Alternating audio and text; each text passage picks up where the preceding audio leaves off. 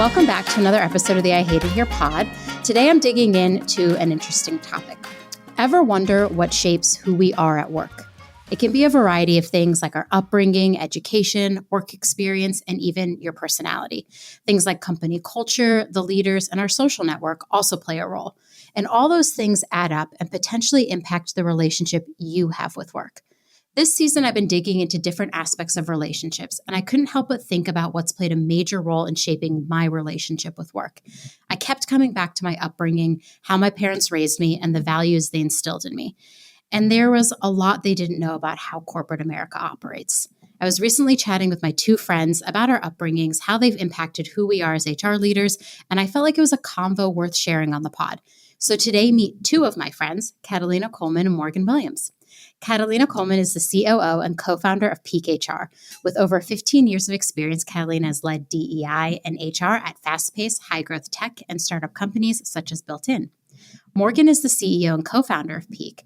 Morgan has extensive experience in employee lifecycle development, promoting corporate diversity, and designing people operations strategies for small and large corporations within a variety of industries. Together at Peak HR, and along with their third co-founder, who has also been on the podcast before, Kim Rower, they are focused on supporting growing businesses and training the next generation of progressive HR practitioners, elevating the role by empowering the leaders and educating the broader industry. Their flagship Scaling HR program is a cohort-based education featuring modern practical courses from a diverse group of industry's leading voices. Their next cohort begins September 9th, and they also provide fractional support for companies who need temporary or part-time HR leadership and expertise.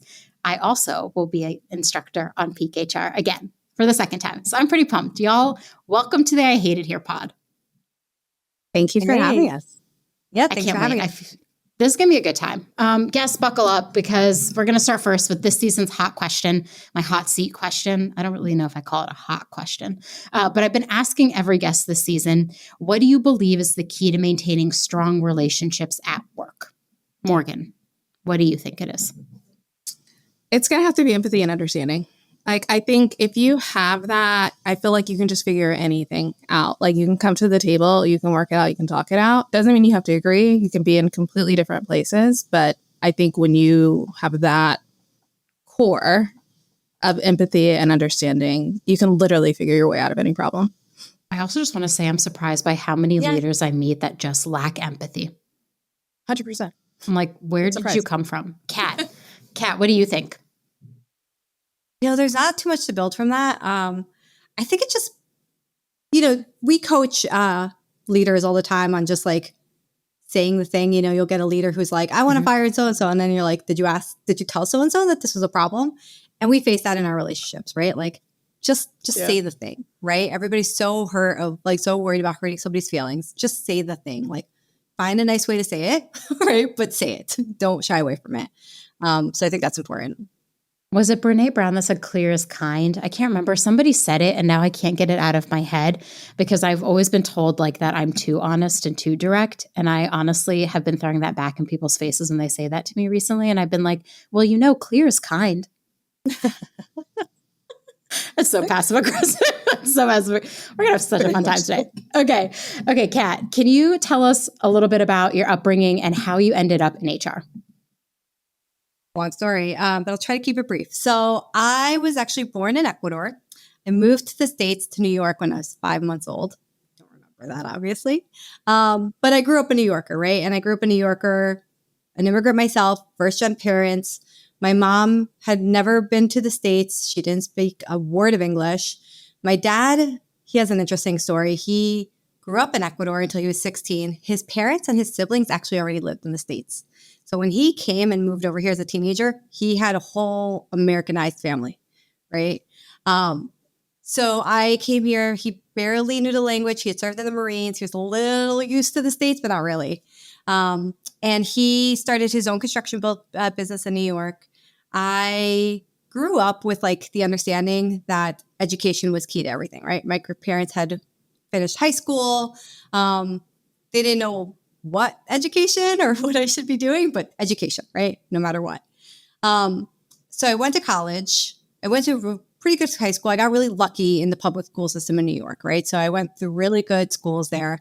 And then I went to college, didn't know what to do. I became an English major because I liked reading. So I read books, wrote papers, and then I graduated and no idea what I was going to do. I actually took a couple of years off, went back to Ecuador, stayed there for a bit. And when I moved back to Chicago and took the first job I could find as a receptionist at a startup. And it was lucky enough that they had just hired their first HR director and she needed support. And she was basically like, hey, can you hire a lawyer? I'm like, figure it out, right? I had no idea. She's like, hey, can you do open enrollment? I'm like, I have no idea what the words coming from your mouth are. And this is before Google, but I'll figure it out.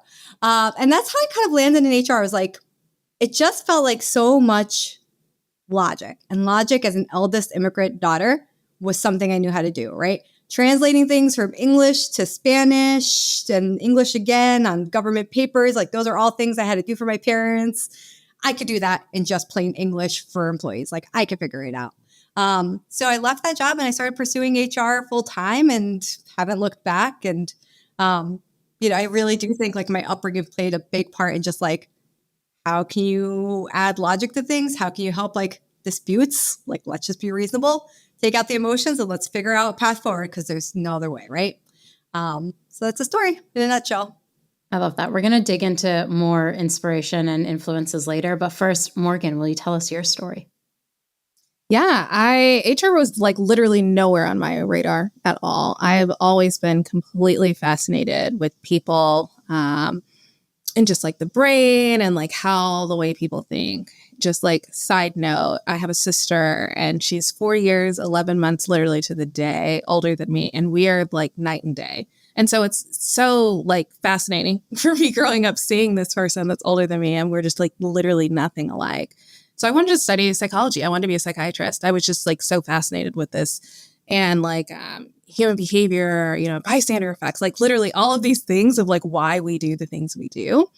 And that's what I wanted to do. I got to the point and I was just hired though. And to be a psychiatrist, you have to go to med school. Yeah. And so like nobody goes to med school is hired. And so I was like, I have no idea. Like I'm very type A, like always know what I want to do kind of thing. And I'm like, what do I do now? Like it has to be something with people. I couldn't be a psychologist because I knew I would never forgive myself for like just being right under what I actually wanted to be. I didn't want to take off all this time off for school to go back to med school, like to start that just wasn't going to be it. And so we talked with a family friend. They told me that they had somebody that would be like basically my mentor. And she told me to get into HR. And there's two things within there. One, mentorship. This was the first time that this was really introduced to me right after school and why I talk about it and being a big deal. But also she was in HR. And at first when she was telling me to be in HR, I was just like, you're in HR. You're like my parents' friends. Like, you're not really trying to help me. You're just trying to like sign it off and be like, you were there, And no, she wasn't. She actually was like, study it, like figure it out. I want to see what area of HR you're interested in. And she put a lot of responsibility on me. And that's when I saw employee relations and like I fell in love because it gives me that like behavior, right? Like to interpret that, everything else. And she really made me try. I applied for jobs, didn't get any. And I was like, okay, I'm in love with it now. Like, what do I do? How do I get into this field? And then she was like, okay, talent acquisition is one of the easier ways. Was trying, still had a hard time. And then I decided to go back to school, got my master's in dispute resolution and conflict management. Then started going for graduate programs for that. Cause like it's easier to get in that way instead of just applying as a regular applicant. Yeah. And so that's another thing I always try to tell people. If you do go back to school, look at recent grad. I don't care if it's for a graduate level or not. A lot of times you can still get a position. And that's actually how I got into HP. Wow. Yeah. I didn't know that about you. I didn't know a lot of that, actually. I feel like I know you so well. And I'm like, wow, I didn't know that part of the story. I didn't know you could have been a psychiatrist, could have gone to med school. That's fascinating. I want to dig into that more too. I'll share briefly just my quick story too. I don't think I've ever actually fully shared this on the pod, but similar to Kat, my parents immigrated to the States, not speaking, my mom not speaking any English, and my dad having pursued his college degree in Egypt, was looking to get his PhD in the States. And so I remember growing up wondering like why my dad didn't have an accent, but my mom did, because my dad was kind of one of those like perfectionist people who wanted to make sure he said everything correctly so that no one really doubted him. And I feel like that really impact a lot of like who I am and how I show up today. But my parents immigrated to the States speaking no English, and they gave birth to my siblings who were born and raised in New York City. So I like to joke I'm like a somewhat of a New Yorker, but not because I ever lived there, but because my siblings were born and raised there, and I am very similar to my siblings. So they were born and raised there, and I grew up in like Virginia Beach. But I think the part about my upbringing that I find the most interesting is that I'm the youngest of 4, and I'm the youngest by far. So my siblings are 11, 10, and 7 years older than me.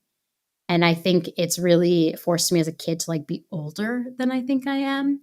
And I just had this insane fascination with people like you, Morgan, growing up, because I always felt so different from everybody around me. Like my community was mostly white in Virginia Beach, and the school districts I was zoned for, I was usually the only Arab student. I didn't celebrate any of the holidays, and I had a different name. And I think for a lot of my childhood, I felt like deeply left out, not only from my peers, but also from my siblings who were so much older than me. And so I think that really influences a lot of the work I do in HR. 100%. Yeah, I got deep there so fast. I was like, wow, why do I feel like I'm about to cry right now? Yeah. I'm so emotional. Okay, talking a bit about influences. So we talked a bit about our upbringing, shared our stories a little bit. What were some influences that were on your education or career choices? Kat. I mean, it was always just a general push towards education, right? And like I said, I got really, really lucky in the New York City public school system. When I was in junior high, or was going to junior high, I got accepted to, such a cliche, gifted program, right? So eldest immigrant, Same. gifted. Yep. So, we all have high levels of anxiety then. But then, went to another really good high school, which was probably, looking back, like the best introduction to the business world for me, because it was very foreign, right? I went to high school in the Bronx. It was an hour and a half commute to get there from Queens. I had to take a walk to the bus, to the train, take another train, and then make that journey. But it was like for the first time, like a place where I was like meeting people from different parts of the city, right? So it wasn't just like the people in Jackson Heights in Astoria that I had grown up with. It was, the kids from the Upper East Side, right, who were totally different, or the kids from the Bronx and Brooklyn who were totally different, right? So like it really kind of expanded, not only like from a demographic, from a socioeconomic perspective. And I think that's the biggest difference for me, like going into the business world eventually, like meeting people with like different socioeconomic standings from where I was, right? So that was like, there was always that push towards education, right? So I went to college. And like I said, like I loved politics. So I actually was thinking about being a poli-sci major, but actually studying like political science took kind of like the glamour away from it, or the intrigue. It was this kind of sucks. I want to stay in love with you, so let me find something else, right? And it was literature. And what I liked about it is I really liked, I've always been somebody who's very logical. So I actually did like using my brain in a way that was like looking at art and analyzing art, right? And really dissecting that. And I was an art history minor too, and like really looking at this from like this other perspective. So when I went out into the world and I landed my job as a receptionist again, I was almost able to like apply this logical mind to like a messiness, right? So you in HR encounter so much messiness, so much like ambiguity, so much emotion. That's very different from how I operate. But being able to like go into the world and say like, okay, like let's put this in a different context. Let's, figure our way through this, right? So that we can have a happy, productive, safe workforce. But yeah, like it was always education, and I love learning. And I went back for my MBA eventually to focus on HR, because I was like, if I'm supporting like a CFO, I'm supporting a CEO, like I should know what they do, right? Because I've never been introduced to like the work world, right? The office world. So it's like, let me figure out what they do. So I went back and I learned about, marketing does, finance, understood what all those different components were, so I could effectively support those departments. I don't always recommend going back to getting your MBA for HR people. everybody chooses their journey. It made sense for me at that time, right? I think just to have the confidence to continue in this avenue. It's hella expensive. So really think about it. Just careful. But that's what made sense for me. So that's how education pushed me. My parents were always, always, always pushing for education. Again, they didn't know which way to kind of nudge me, but it was keep going, keep going. I feel like I had this very similar situation as well, because my dad immigrated to the States to get his PhD. I'm in the half of my family that does not have a higher education. My mother finished her associate's degree. My brother has a master's. My sister and my other brother have PhDs. And so I feel like education was just the underlining theme in my family. And essentially my father was like, you can learn anything. And by having access to education, you can actually further your career. But then when I got into corporate America, it felt like that was just not the case. Do either of you ever observe that? Where no one cared. Once you 100%. get it open, I do think education does open the door for people. At least it used to a lot more. I think more progressive organizations are realizing you don't need that little check mark. But I think when we were coming up, you needed it to go in, and then after that it stopped being important, really. Yeah, it's really interesting. I think there's two components of that. I think it's one, what you were saying, Catalina, of giving you the confidence, right? You know what I mean? That is a part of it, of being able to talk about a subject, and speak about it confidently, especially as a woman. I would say the other portion of that too is just handling so many different classes, expectations, different people, to me, when people ask me really, what did you get out of school? Those are the things calendar management, time management, how to deal with expectations, so many different people. I learned so much more of that in college than almost any book or anything else like that. And so those are the habits I look for, which is why I think it's not necessarily, did you read, this exact book about powerful questions to ask in an interview, and that makes you a great HR person. No, it's not that. It's now, how can you handle things? You know what I'm saying? That's what I'm looking for. And that's why I do believe also, you can train people for jobs, because who knows what you were taught in your school? I have no idea. I didn't go there. Yeah, I think it's so funny because none of us have none of us have an HR degree. First of all, I didn't know you could even get an HR degree. And then I've met a lot of people who are my degree's in HR. And I was that was not an option for me. Yeah.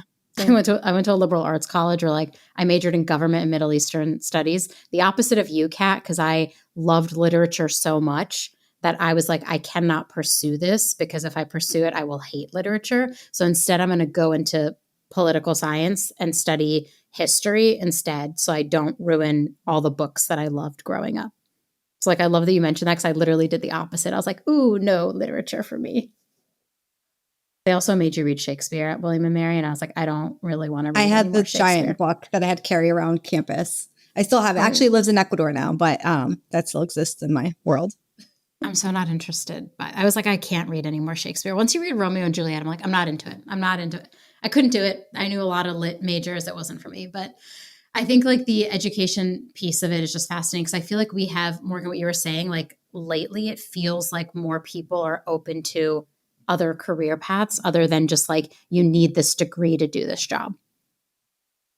100%. I think, even with that question of what you were saying of what is that? How did it influence and everything else?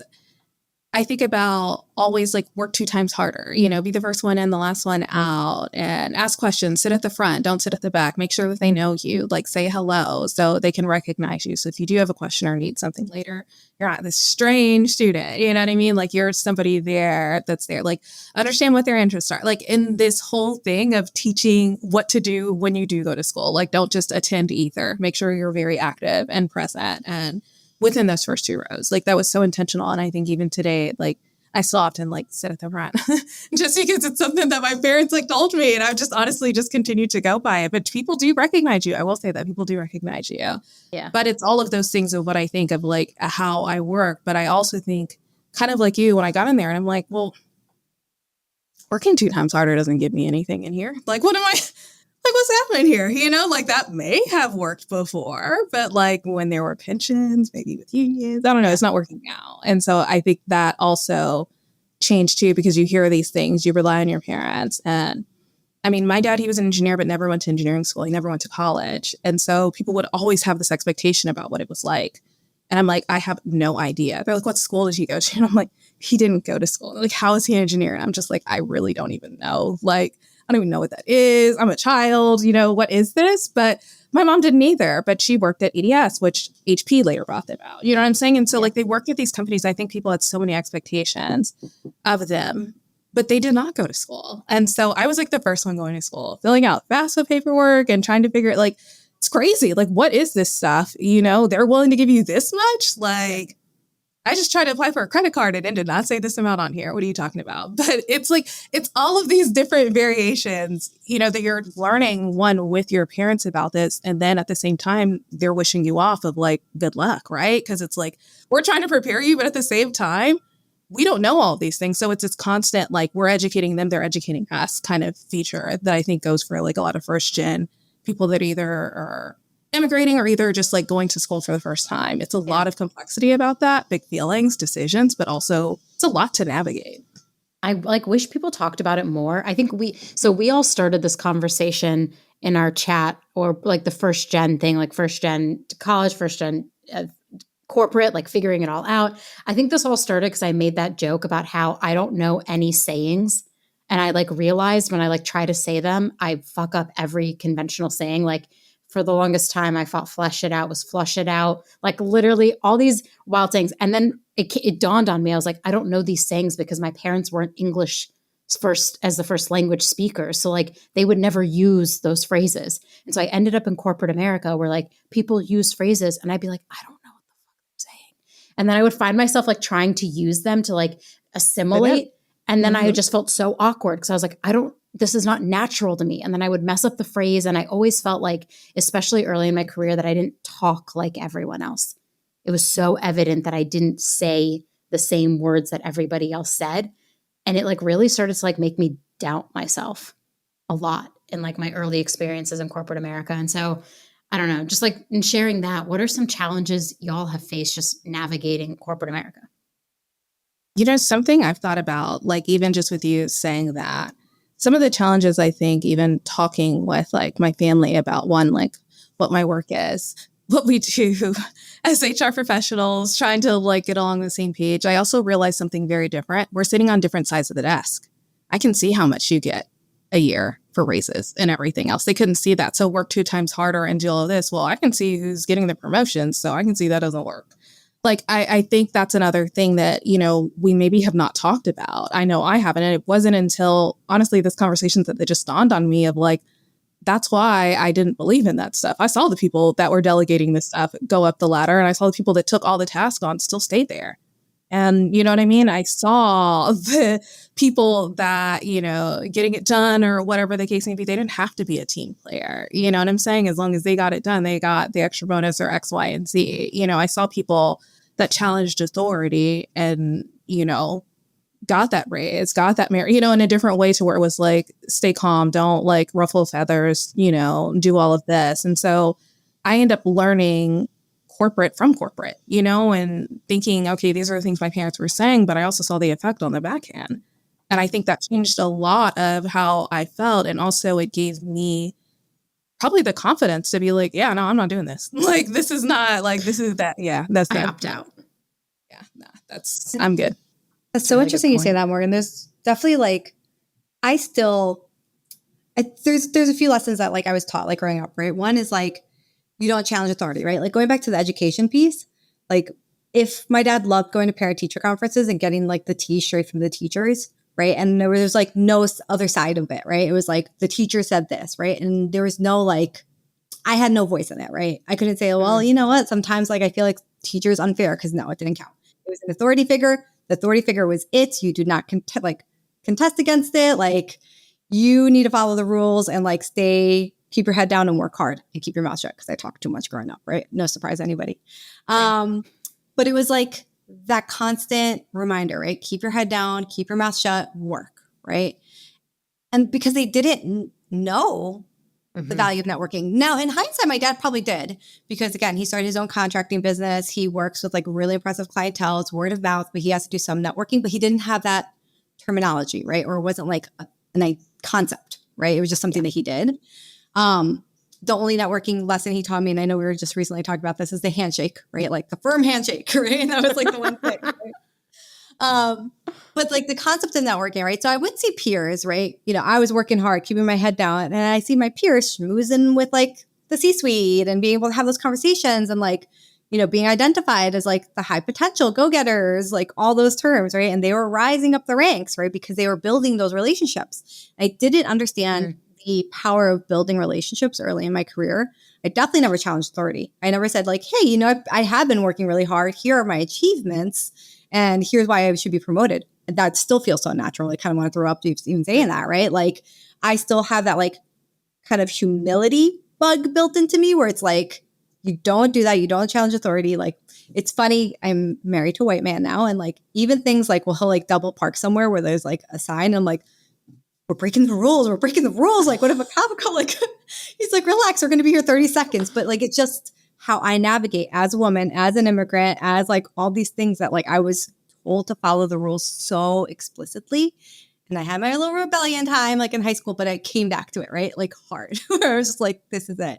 And I almost regret it a little bit because there's also the power of assimilation, right? I felt like I had to assimilate so much. Growing up, like my dad's whole concept of like how we had to come up in the state, how do we be successful is like he banned Spanish to be at one point in our house, right? Because he's like, we're all going to learn English. We're going to learn it with no accents. We're going to learn it like really well, right? This is what we're going to do. And you can't wear this. You have to wear that. Like it was very much like trying to assimilate to like what he thought was like the dominant culture and like what would be perceived as successful, right? So it was kind of a weird duality because like I'd come home and like all my food was Spanish. We were talking Spanish, but then it was like every now and then he would remember like time to assimilate, right? So that code switching, even like within my house happened frequently, right? Even within my home. So like going into the workplace and like I automatically had that like code switch on all the time. It almost feels harder for me to like code switch back to like me. And I find I do it like much more easily when I'm with friends outside of like family, outside of like all these things where I'm like truly just authentically like, all right, girl, let's go. Like, this is me. This is how we're going to talk. And I regret that in the workplace because I think for too long I assimilated too hard and kept my head down too much and like did all these things instead of just being me, being a little loud, being a little rebellious, being a little like innovative and like, you know, moving things in the direction I feel like work should be going. Yeah. I feel like my parents put so much pressure on, not pressure, but like so much emphasis on the fact that we were different. Yes. That's what I wanted to talk about. Like, I know exactly what you're talking about because for me, my parents, like all of us, right? They were trying to give us an experience they didn't have, you know? And so my dad always has this thing or whatever. And he was like, your mom was poor and I was po. Like I could not afford that extra O and R. Like, and so I grew up in the suburbs, so I didn't have that. And for me, it was always like they did not want me to stand out. It was all about blending in, you know, like, and so also the stigmatization, you know, I grew up in a white neighborhood, you know, we were the only Black people there. My parents lived in mostly Black neighborhoods. And so I was going through something very different than they had. And so kind of thinking about that teaching, they're like, what's school like? You know, like asking from these ways, but also really trying to protect me because they knew I was going to be very different in school, you know, even thinking about when you're young and Virginia Beach and being around water and like I have my hair and braids and, you know, all of these different things are going to be just challenging. And how am I proud of my heritage and like who I am, but also how do I understand and recognize people are going to feel uncomfortable. It's going to be different. I'm going to have to explain a lot, but how do I understand it's not explaining me? It's more of cultural. And so like, it's always this balance of like moving these chess pieces, one, to strongly validate me and make me proud of myself and who I am, but also really understand that like, I remember the talk of like, you're different. People are not going to like you just for who you are. You know what I'm saying? And that's going to be okay. And doesn't say anything about you. It says something about them. And like, just really having these strong conversations and really just being like, why are we even having this? Like at this point now, obviously, you know why, but those were very integral, but it was for us to blend in, but I did not blend in. Like I was very much so a rebellious person. I definitely challenged norms. I definitely asked questions. I think the thing that they didn't understand is that I was also being educated in this like education system. And I was saying through there about like, violations of rights and, X, Y, and Z. And so, especially being the only, I advocated, I wanted to understand, I challenged norms. They're like, why are we doing this? Like, this doesn't make any sense to me. I mean, I'll never forget, I had this boss, was at a staffing company, and like the cultural norm there was like, everybody stays until he leaves. Like, no matter what time he leaves, like, you stay until he leaves. No, Now, I had just graduated college. This is like my first job. Second there. I'm like, why do I do this? First off, like, he's making more than me, Like, so if he wants to stay here and do that, that's up to him, but I'm going home. Like, there's traffic. At this time, I live in Texas. Like, ain't no way. And I remember my parents were terrified for me. They were just like, Morgan, I don't know. And like, what you're doing, like, I just wouldn't, ruffle any feathers. But I was like, no, honestly, like, I think this is wrong. I had the top numbers. I was doing everything that I need to. I was like, I'm showing up on work on time. Like, if I want to leave, like, I am off work. This is what is in my offer letter. What is going on? Why are we staying there? They even told us we didn't have to work. We could play type on our computer, just sit there. It didn't matter. And that's was like, this is the most stupidest thing ever and such a waste of time. I am not going to be a part of this. If y'all want to do it, go ahead. Like, but I'm not going to do it. So now it wasn't a culture fit.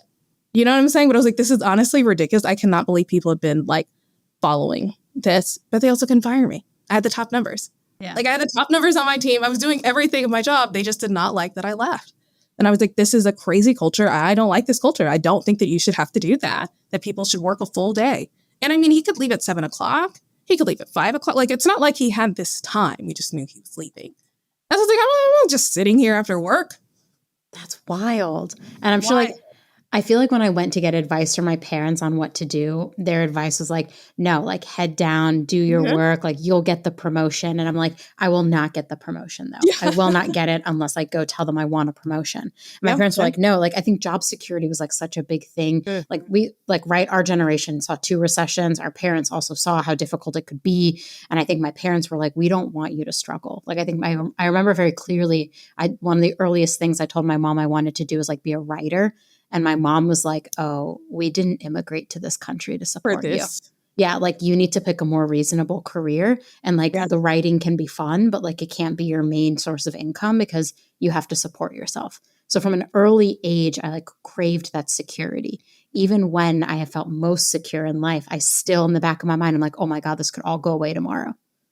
And I think that's just like the fear my parents put in me. But the other part is like, my siblings are all a generation above me. And so when I was like bopping around jobs, getting like the pay bumps, the 5K, the 20K, my brother was like, stop changing jobs so much. No one is going to hire you if you change your job every 2 years. And I was like, well, I have to change my job every 2 years because I want to make more money. And you can't make it if you just sit here and they don't want to promote you. I'm not going to sit here and just not make a raise. And so I even feel like that was very different for me because I would tell my siblings like, oh, I got a new job. And my brother, bless his heart, the first thing he would say would be like, can you just stay where you are? Can you just stay at a job, please? Yeah. And I was like, no, I don't want to stay at the job. Also what they don't know, right? So it's scary. Yeah. Right? Because they haven't navigated the corporate world. They don't know that's actually, and again, that's a lesson that took me a little while to figure out. But once you figure it out, like, that is the right thing to do. But if you share that story, I had the same reaction from my parents. They were terrified for me. They're like, why'd you do that? I thought that was a good paying job. I thought you had like security. I thought, your insurance was good, all these other things. It's like, no, I was stuck. I wasn't going to move up. And now I have, 20, 40, 60, whatever $1,000 more that I wouldn't ever have gotten there. Right. But it's just, again, it's scary to them because it was unfamiliar terrain. Yeah. But they also had different benefits. They had pensions. They were incentivized to stay. We're not incentivized to stay. I mean, even in startup, okay, cool, you can say equity, but equity could be a wash sometimes. You know what I'm saying? So like, is it, like, they had so many different things. And it's like, also they had strong unions and like they had things that were like representing for their pay raise. Now it's us like arguing, even in the HR department, of like, hey, give people pay raises. So like, it's a very different market from when they were coming to where those things were happening so natural and people didn't have to question them. And it really was show up and bide your time and get out of here and you get the gold watch, like that stuff is gone. And that's what I was trying to say. On top of that, the rising cost of everything else, Yes. you know? And so it was constantly, you know, I was telling them, I was like, if I stay here, I remember like almost doing a presentation of like, if I stay here, this is what I'm going to be making. If I move right now, this is automatically what I'm going to be making. I mean, even when I moved to New York, like for a while, like I did not tell my parents I was interviewing out here because I knew that they would try to stop me for that safety complex, for that, like, you're a woman and like your family is here. I didn't want to tell them, you know? And so it was like, it wasn't until I got the job and I told them, I was like, I'm moving to New York. Like, not like I'm asking for permission because the fear, and I know it's all to protect you, right? But it's even when I wanted to be a psychiatrist. At first, my dad was like, I don't think they make any money. And so literally, I remember pulling up BLS, like, this is like, extreme, but like pulling the BLS and like all the salary books that I'm like, this is the average of the income, like they make money. And that's when he was like, okay, cool. Like you can go to school and pursue that, you know, but it was a lot of the similar conversations of making sure you're getting in a job that's going to make you money, not just being happy. Happy doesn't pay your bills, you know, from a poor upbringing. So it was very much so, I brought you to the suburbs so you can provide for yourself and give you a better hand up in the world.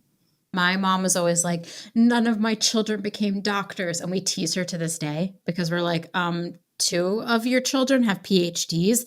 Those are doctors. And she'll go, medical doctors. Like she literally is so dramatic about it. So it's like a running joke in our family now to this day. 'Cause my mom's like, none of you became doctors. None of you became lawyers. And I'm like, Mom, I'm like the chief people officer at like a company. Like I literally help people have better workplace experiences. And she's like, but you're not a doctor. And I'm like,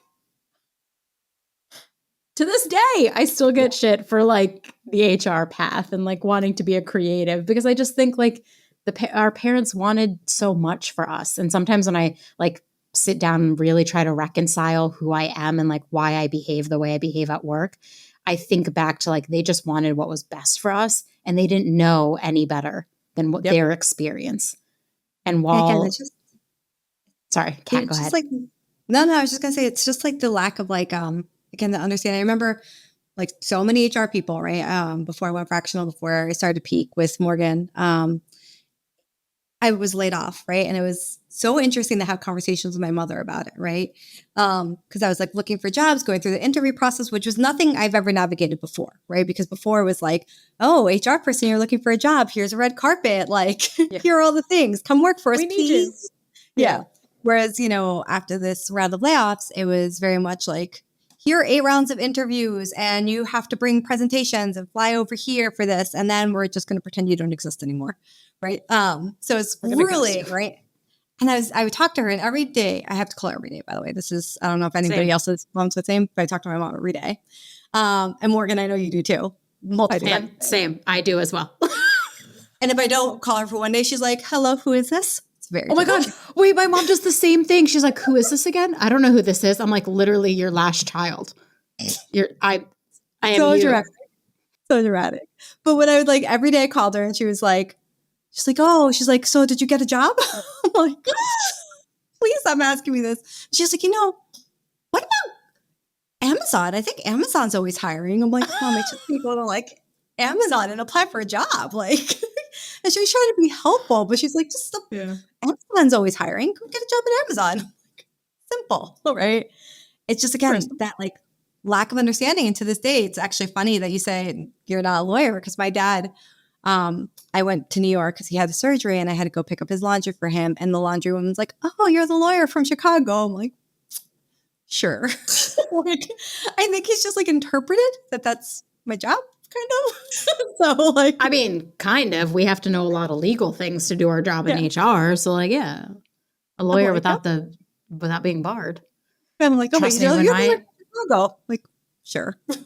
We had to explain to my family in Egypt what it is I did because like the concept of HR, I think is now more relevant now, but like really wasn't then. And my mom was like there's like no word for HR in Arabic. And so we were like trying to explain it to my family. And like at the time I worked at Axios, my family was like, oh my God, you're a journalist? And I was like, no, I help the journalists. Oh yeah, I don't minimize what you do or anything, but I still think my mom to this day doesn't know what the fuck I do every day. So she's like, she just does meetings. I'll go co-work like at my mom's, and my mom will be like, oh, like she'll just like walk in the middle of a meeting and like talk to me, and I'm like, I'm on this meeting. Like, this is the job I do. Can I just do it for a second? So I feel like my mom has also done the like, are you sure you want to change jobs again? Every time I change a job, she gets like really anxious. I honestly feel bad for her. So I started not telling her until after I accepted it. And I was like, I accepted a new job. I start on Monday. And she'll be like, oh, because I was giving her so much anxiety. Okay. We've talked so much about like our upbringings, how it's impacted us like personally, professionally. How has it impacted you all as HR leaders? Ooh, I love this. I think because my father was an engineer without going to school, I think about that even from applicants. You know what I'm saying? Like when we think about like the potential and things like that of people, I'm much more to skew that people have a lot of potential because of my own upbringing and my family. I'm also, if you're not clear in the question, people may not understand because they may not have been around that. Kind of like how you were talking about the lingo and the jargon. So I would say for me, it's about over explaining, and like I put the onus much more on the manager or the other person instead of the employee. I don't expect them to know all these things. This may be their first job. That's on us. So I expect you as a leader to be clear, you know what I'm saying, and have clarity in your speech. If you're asking a question or you want to know something, say the thing, you know, like Catalina said, like people can't guess. It's a lot of assimilating that you're already doing. It's a lot of like trying to fit in and blend in. Like, just ask me what you need to ask me. Like, please, you know what I'm saying? Like all of that stuff, but I'm going to come with much more understanding and empathy. And also I like to tell my first gen stories to give you a way of like, if you're having trouble, let me know. You know what I'm saying? And it also introduces of like, I don't talk about mentorship because it's this fluff word and everybody said it, because it changed my life. You know, like that's why I talk about it. And like, I'm in my career because of it. So when I'm telling you about it, I'm not just like that person on the high horse and, you know what I'm saying? And as an executive now and heard mentorship is the way, I know I'm saying that because it literally did change things for me. And so I speak about that, especially as a woman of color, especially as somebody who grew up in the South that had somebody that was willing to really help me, you know what I'm saying, get into this career that I didn't even know was like this. I thought it was all hiring and firing, you know, truly. So same. Those are the things I would say it really changes my outlook and intentionality of like, how do we communicate?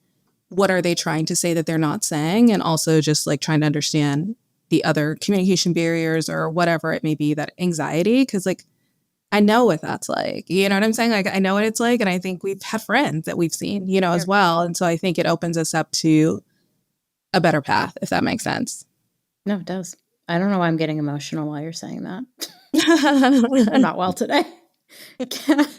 Kat, how has it changed how you think about yourself as an HR leader or how you operate in HR? I think, you know, when everything clicked in my mind about how I've been, you know, managing those like humility factors and all those other things, you know, I think that's where like the idea of equity really clicked in for me, right? And like how we as HR people really have to think about equity through and through. And I actually just had like conversation with a client where we were looking at pay, right? They're a small company. I just came in not too long ago and helping them figure out their compensation. And there was one person who was making less than somebody else in the same role, right? And that's normal with like, you know, first dozen or so employees and you're trying to like just get people in through the door. Yeah. We were having the conversation and they're in the same role and they're like, well, this person just negotiated better and that's part of the job and they did a better job and that's why this, and like, actually this person's not doing so well and that's probably part of the reason. I'm like, no, all right. Because we have to think about like, okay, is that a job criteria, right? Negotiation, it might be in this role, great. But that's not a bullet point in the job description, negotiate your own salary, right? Like it's negotiate contracts, negotiate these terms with clients, like doing all those different things, right? Can they do those objectives? Do they feel comfortable doing those things? Great. Because there is that like authority bias. There is that like fear of like losing job security, losing the opportunity, losing those other things that are very different from like being a badass and being able to negotiate with somebody, right? Those are two different scenarios, right? So like you can't penalize somebody because they didn't advocate for themselves in an interview. Maybe they're in a really tough job market right now and really hungry for a job and willing to settle for less than they were worth, right? Because that's what you were putting on the table, right? They didn't want to go through 20 more interviews, right? And they wanted to just like land the position, right? And you can't keep penalizing people for that. You have to build the systems to know how to be promoted fairly, what the job is, to understand when they're not doing the job. Again, that, clear is kind. We have to do more of that, right? We have to do much more of that because we can't keep holding people behind on their career goals if we're not communicating why they're not moving ahead, right?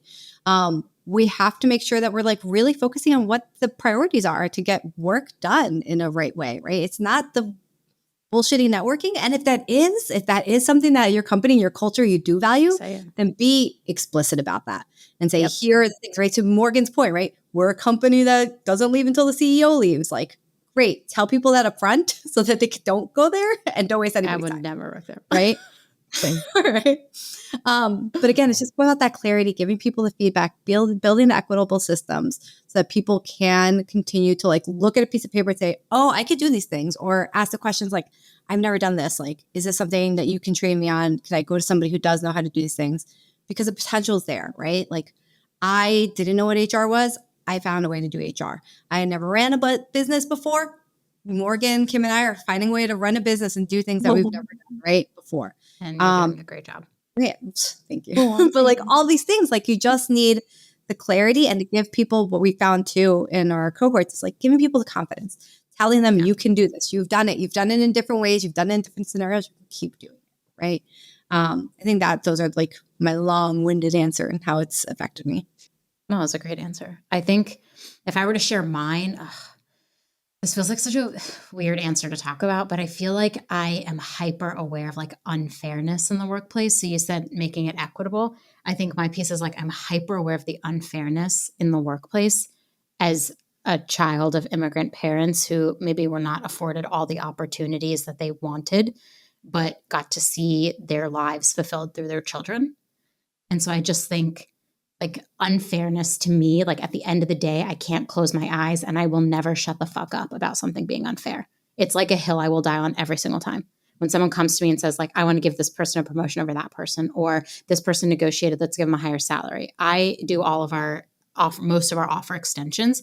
And I clearly tell our candidates like, hey, this is the salary for the role. Anyone we hire at the role will have the salary. We don't negotiate because we want to keep it equitable. And we think this is a fair salary. And it's like, it's a little harsh sometimes, but I explain to the employees, it's because I don't want any of you to come here and say, I'm being treated unfairly. And so I think about that a lot. And I think about any time that we have to like transition someone out of the org or put someone on a PIP or fire someone. To me, it feels like honestly a personal failure because I feel like we can always do more.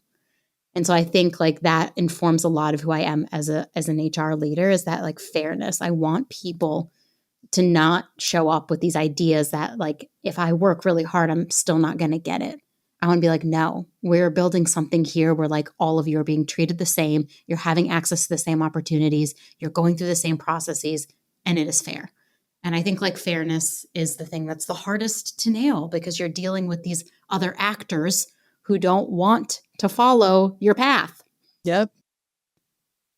That's for another day. That's like for another day. Every CEO out there that like decides to hire someone from their alma mater and they're like, yeah, they went to. I once worked with people who were like, we can only hire people from these colleges. And I had to be like, hey, did you know studies show that how successful you are in the workplace is not actually determined by where you went to college. It's how much money you had growing up. So maybe we don't hire people based on where they went to college. Maybe we hire people based on the skills that we identified for this role, and then we fairly assess them against all the other candidates. Anyways, I could rant about fairness forever, but I guess it is a little bit of equity too, because I don't know. I just feel like I had so many unfair experiences in corporate America, and I can't with confidence say they were all identity based, but it did feel like that drove a lot of it. And I think like, I just don't want anyone to ever show up in any workplace I'm at and think like I was treated not well because of my identity or my lived experience or my perspective on something. I absolutely love that. I think going a little bit deeper, I think that's why I generally like working with the hourly population. Because a lot of people don't think there's potential, or like even in the retail, you're the store employee, but you could never be the store manager, or you could never go on the corporate side. You know what I'm saying? And like having the background, once again, my father seeing all the things that he could do, like, oh, people are limitless to me. You know what I'm saying? Like, also, what is success? You know what I'm saying? Have we clearly defined what that is? I had a CEO who would not hire anybody if they didn't send a thank you letter. You know, like that's a social norm a lot of people, if you've never been in corporate America, you wouldn't even know anything about, you know what I'm saying? And so like, how are we breaking that down? Like, what does that matter? What does it mean? Also, like, you were never going to respond anyway. So like, you know, like, why are we doing this? You know what I'm saying? Like, it's just really trying to understand what does that look like? Or even in JDs, how you were saying, say the thing too, of like, even calling out. I've seen some posts and I actually really love it when they put it in there about like diverse candidates often won't apply if, you know, they don't meet every criteria. We challenge you to apply. You know what I'm saying? Yeah. Open that up. So it feels like somebody's talking to you and it's like, oh, you even understand. Like that's like a feeling or a sense of belonging before you even get there. And so it's all of those things that I think truly transform like how we are. But I think all of our answers spoke to equity when you think about it, you know, going back that balance of fairness and things and really being the people to call them out. That's 100% me. I will do it. I'm same with you. I will die on that hill.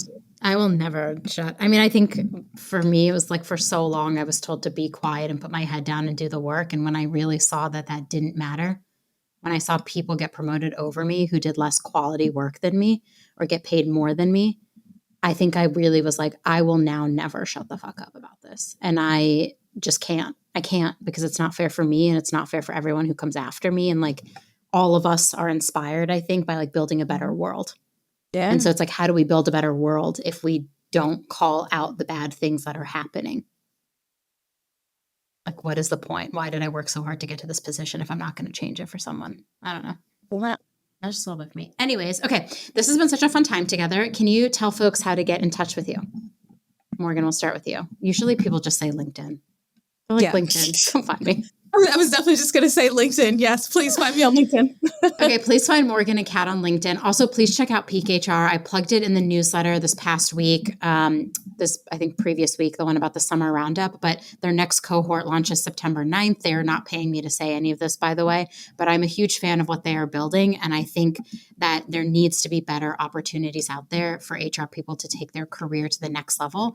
And the curriculum you all have built with Kim is just fantastic. I only hear great things.